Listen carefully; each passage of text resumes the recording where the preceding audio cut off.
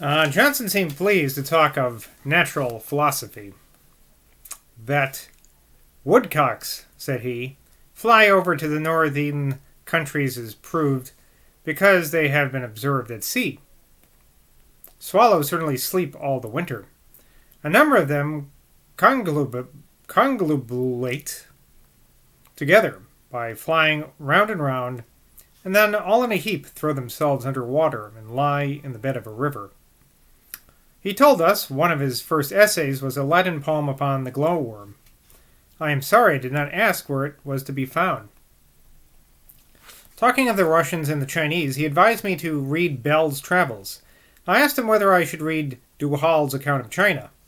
Why, yes, said he, as one reads such a book, that is to say, consult it. He talked of the heinousness of the crime of adultery, by which the peace of families was destroyed. He said, confusion of progeny constitutes the essence of that crime, and therefore a woman who breaks her marriage vows is much more criminal than a man who does it. Okay. A man, to be sure, is criminal in the sight of God, but he does not do his wife a very material injury if he does not insult her.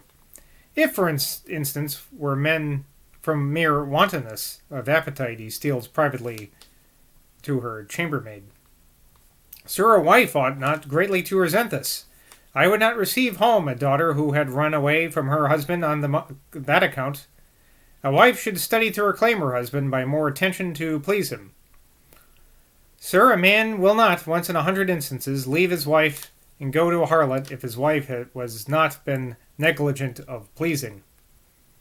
Spoken like a true widower who, I don't know, does he have kids? I don't know if he has any children. Can't remember. Anyway, a little old-fashioned there, Johnson. A wee bit. Well, we are talking 1700s, so. Here he discovered that acute discrimination, that solid judgment, and that knowledge of human nature for which he was upon all occasions remarkable. Taking care to keep in view the moral and religious duty, as understood in our nation, he showed clearly, from reason and good sense, the greater degree of culpability in one sex deviating from it than the other, and at the same time inculcated a very useful lesson as to the way to keep him. Inculcated. I asked him if it was not hard that one deviation from chastity should be so absolutely ruin a young woman. Johnson said, Why no, sir, it is the great principle which she is taught. When she has given up that principle, she has given up every notion of female honor and virtue, which are all included in chastity. A gentleman talked to him of a lady whom he greatly admired and wished to marry. It says here in a footnote that this gentleman, once again, is Boswell. He doesn't want to mention it's him, but it's him. Talking about himself and Isabel de Zoyen. A gentleman talked to him of a lady whom he greatly admired and wished to marry, but was afraid of her superiority of talents. Sir, said Johnson, you need not be afraid. Marry her. Before a year goes about, you'll find that reason much weaker, and that wit not so bright. Yet the gentleman may be justified in his apprehension by one of Dr. Johnson's admirable sentences in his life of Waller. He doubtless praised many whom he would have been afraid to marry, and perhaps married one whom he would have been ashamed to praise. Many qualities contribute to domestic happiness, upon which poetry has no colors to bestow, and many airs and sallies may delight imagination, which he who flatters them never can improve.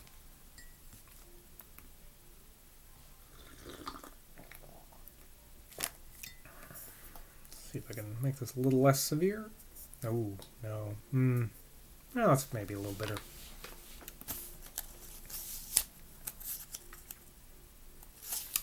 He praised Signor Baretti. His account of Italy is a very entertaining book, and, sir, I know no man who carried his head higher in conversation than Baretti. There are strong powers in his mind. He has not, indeed, many hooks, but with that what hooks he has, he grapples very forcibly.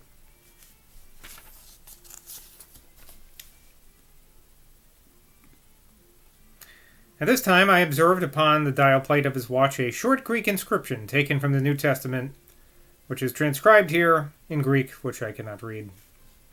Being the first words of our Saviour's solemn admonition to the improvement of that time which has allowed us to prepare for eternity, quoting, "The night cometh when no man can work." Unquote.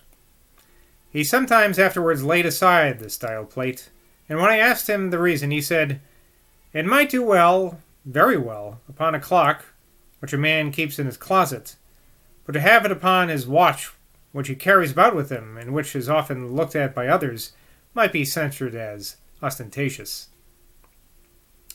Mrs. Stevens is now possessed of the dial plate inscribed as above. "Oh, how I wish I had it!" No, Boswell doesn't say that. I bet he does, though. I bet he wants that frickin' dial plate thing. He, Johnson, remained at Oxford a considerable time. I was obliged to go to London, where I received his letter, which had been returned from Scotland. To James Boswell, Esquire. My dear Boswell, I have omitted a long time to write to you, without knowing very well why. I could now tell why I should not write. For who would write to men who publish the letters of their friends without their leave? Yet I write to you in spite of my caution, to tell you that I shall be glad to see you, and that I wish you would empty your head of Corsica, which I think has filled it rather too long. Sir, at all events, I shall be glad, very glad to see you. I am, sir, your affectionately, Oxford, March 23rd, 1768, Sam Johnson. I answer thus. To Mr. Samuel Johnson, London, 26 April, 1768. My dear sir, I have received your last letter, which, though very short, and by no means complimentary, yet gave me real pleasure because it contains these words.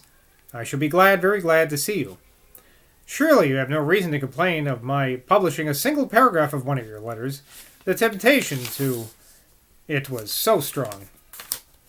An irrevocable grant of your friendship and your dignifying my desire of visiting Corsica with the epithet of a wise and noble curiosity are to me more valuable than many of the grants of kings.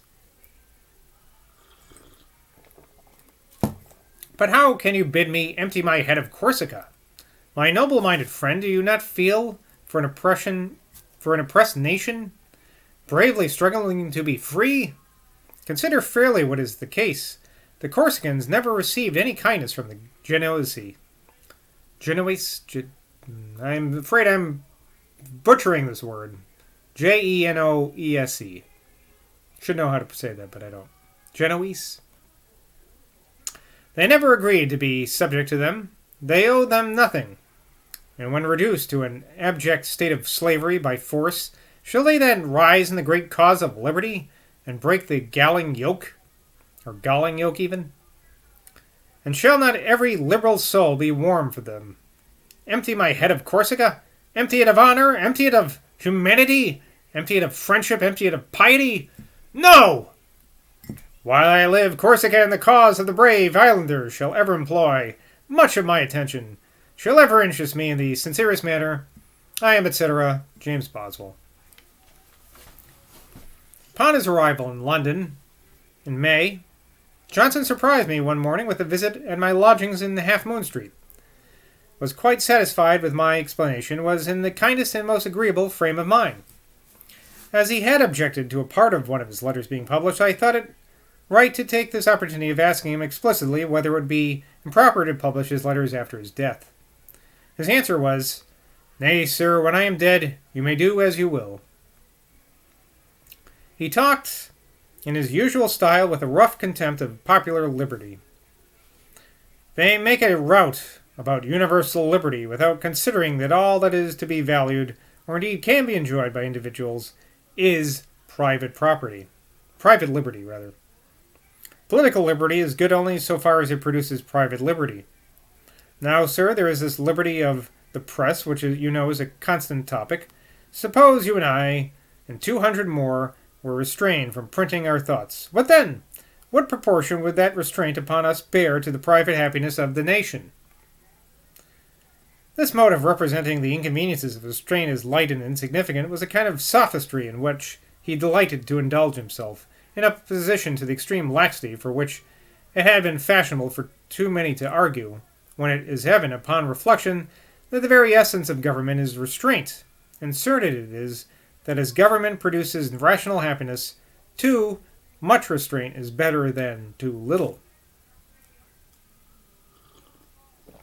But when restraint is unnecessary and so close as to gall those who are subject to it, the people may and ought to remonstrate, and if relief is not granted, to resist. Sounds like a heretic here, Boswell. Of this manly and spirited principle, no man was more convinced than Johnson himself. About this time, Dr. Kenrick attacked him through my sides in a pamphlet. Through my sides, I don't know what that means. In a pamphlet entitled An Epistle to James Boswell, Esquire, occasioned by his having transmitted the moral writings of Dr. Samuel Johnson to Pascal Paoli, General of the Corsicans. I was at first inclined to answer this pamphlet, but Johnson, who knew that my doing so would only gratify Kenrick, by keeping alive what would soon die away of itself, would not suffer me to take any notice of it. His sincere regard for Francis Barber, his faithful Negro servant, made him so desirous of his further improvement that he now placed him at a school at Bishop Shortford in Hertfordshire.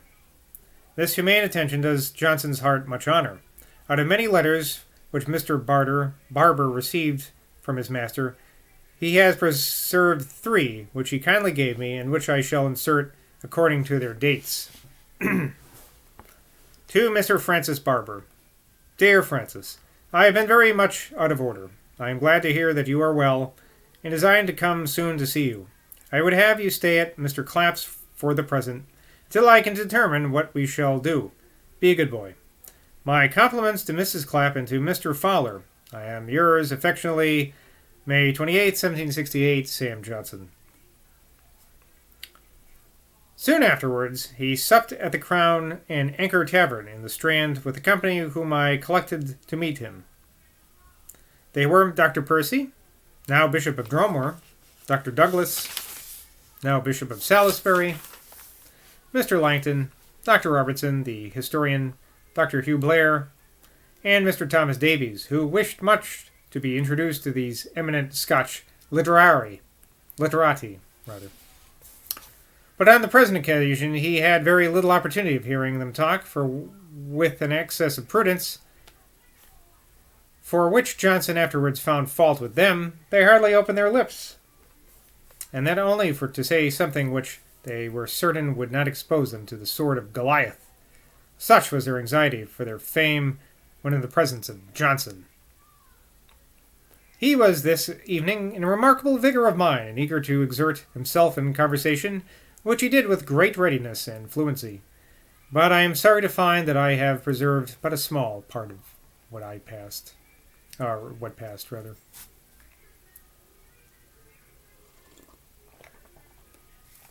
He allowed high praise to Thomson as a poet, but when one of the company said he was also a very good man, our moralist contested that with great warmth, accusing him of gross sensuality and licentiousness of manners. I was very much afraid that in writing Thomson's life, Dr. Johnson would have treated his private character with a stern severity, but I was agreeably disappointed, and I may claim a little merit in it for my having been at pains to send him authentic accounts of that affectionate and generous conduct of the poet to his sisters, one of whom, the wife of Mr. Thompson, schoolmaster of Landmark, I knew, and was presented by her with 3 of his letters, one of which Dr. Johnson has inserted in his life. He was vehement against old Dr. Munsey of Chelsea College as a fellow who swore and talked bawdy. I have been often in his company, said Dr. Percy, and never heard him swear or talk bawdy. Mr. Davis, who sat next to Dr. Percy, having after this had some conversation aside with him, made a discovery which, in his zeal to pay court to Dr. Johnson, he eagerly proclaimed aloud from the foot of the table. "Oh, sir, I have found out a very good reason why Dr. Percy never heard Mousy swear or talk bawdy, for he tells me he never saw him but at the Duke of Northumberland's table. And so, sir," said Johnson loudly to Dr. Percy, "you would shield this man from the charge of swearing and talking bawdy, because he did not do so at the Duke of Northumberland's table. Sir, you might as well tell us that you have seen him hold up his hand at the Old Bailey, and has neither sworn nor talked bawdy, or that you had seen him in the Cart of Tyburn, and he neither swore nor talked bawdy. And it is thus, sir, that you presume to controvert what I have related?" Dr. Johnson's animadversion was uttered in such a manner that Dr. Percy seemed to be displeased, and soon afterwards left the company, of which Johnson did not at that time take any notice. Swift having been mentioned, Johnson, as usual, treated him with little respect as an author. Some of us endeavored to support the Dean of St. Patrick's by various arguments. One in particular praised his conduct of the Allies. Johnson said, "Sir, his conduct of the Allies is a performance of very little ability." "Surely, sir," said Dr. Douglas, "you must allow it has strong facts." Footnote here. My respectable friend, upon reading this passage, observed that he probably must have said not simply strong facts, but strong facts well arranged. His lordship, however, knows too well the value of written documents to insist on setting his recollection against my notes, taken at the time. He does not attempt to traverse the record. The fact, perhaps, may have been either that the additional words escaped me in the noise of a numerous company, or that Dr. Johnson, from his impetuosity and eagerness to seize an opportunity to make a lively retort, did not allow Dr. Douglas to finish his sentence.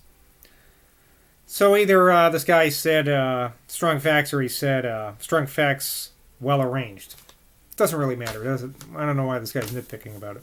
Anyway, Johnson answered, "Why, yes, sir, but what is that to the merit of the composition? In the sessions paper of the Old Bailey there are strong facts. Housebreaking is a strong fact. Robbery is a strong fact. And murder is a mighty strong fact. But is great praise due to the historian of those strong facts? No, sir, Swift has told what he has had to tell distinctly enough, but that is all. He had to count 10, and he has counted it right." Damn, that's cold, man. Then, recollecting that Mr. Davies, by acting as an informer, had been the occasion of his talking somewhat too harshly to his friend Dr. Percy, for which probably, when the first ebullition was over, he felt some compunction, he took an opportunity to give him a hit, so added with a preparatory laugh. Preparatory laugh? "Why, sir, Tom Davies might have written The Conduct of the Allies."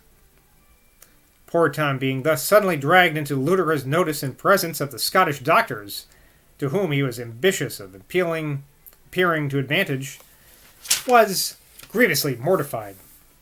Nor did his punishment rest here, for upon subsequent occasions, whenever he, statesman all over, assumed a strutting importance, I used to hail him the author of the Conduct of the Allies. See the hard drawing of him in Churchill's Rosand. Anyway, when I called upon Dr. Johnson next morning, I found him highly satisfied with his colloquial prowess the preceding evening. "Well," said he, "we had a good talk." I said, "Yes, sir, you tossed and gored several persons."